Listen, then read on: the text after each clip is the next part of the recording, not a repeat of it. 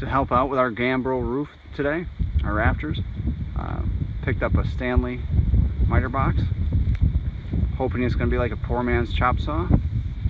Help us get the cuts and the angles perfect each time. I don't know if it will work. I mean, obviously you can cut molding with it. I'm not sure if it's going to take 2x4s. So we'll wait and see. Let's see what it can do. Here are all the pieces out of the box. Metal feels pretty substantial. Handle for the saw. 2 legs. Guide. And hardware. See if I can get it together. See how it sets up. I was looking at the locking mechanism. It seems to lock in really good, but it only seems to lock in at the numbers: the 4, the 5, the 6, 8, 12, and etc. So in between the 75 and 90, you could set up a 22-degree angle, but it doesn't lock in. That might be the drawback to this. Only certain angles lock in. I don't know. We'll find out. We have our Stanley miter saw, poor man's chop saw, all set up. I have the first angle marked out after assembling miter box and saw. Obviously, we had to jack up the one side, secure it. We'll see how it cuts. It's got to be better than what I did with the handsaw. Made our first cut with the Stanley miter saw. Looks pretty good.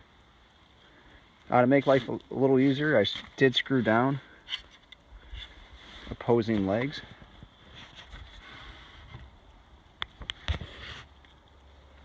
There are 4 holes set up for screws. 2 seem to really do it. So take our template. This is the one I cut by handsaw. That's on top.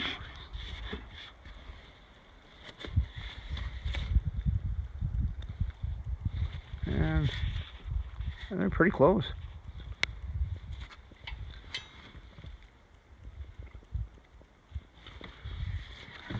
Look at it across.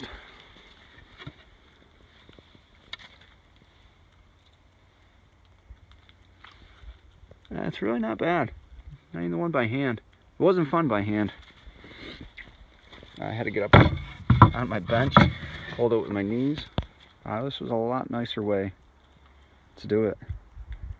Chop saw would be a lot faster, but I'm in a location where I don't have electricity, and I really don't want to get the generator out on this cold, snowy day and mess around with that. It will be nice at the house for trim, molding, that sort of thing. Pretty impressed with it. It's got some nice features. It's got the dogs. It's got down here length stop. So if you have things you're cutting, pieces you're cutting the same length. Tensioner. It looks like that came out. And the vibrations.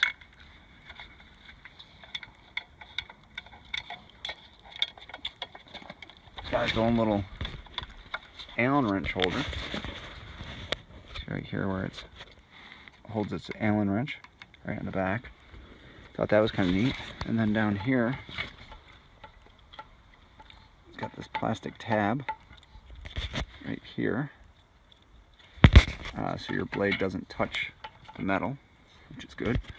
It's got these depth guides, so if there's a certain height or a certain depth you want to cut to, and it's got one for each side.